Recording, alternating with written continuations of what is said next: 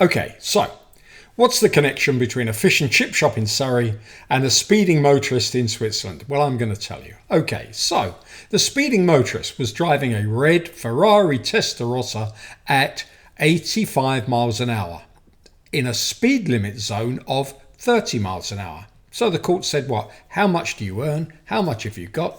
And when they found out, they fined him $280,000 for speeding.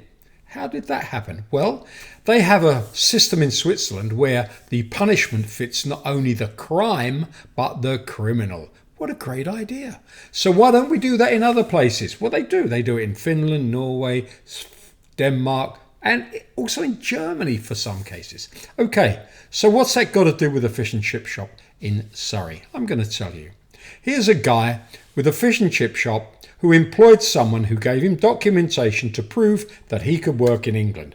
Unfortunately, the documentation was fake. And when the immigration enforcement officials came, they said, he's illegal, he's out, and you have to pay a fine of £40,000. £40,000.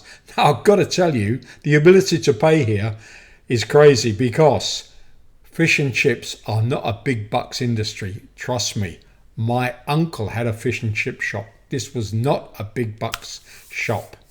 And industry-wise, it's not big.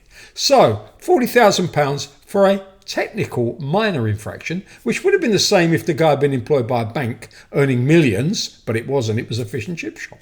So what I think we need to have is proportionate fines, proportionate to the ability to pay.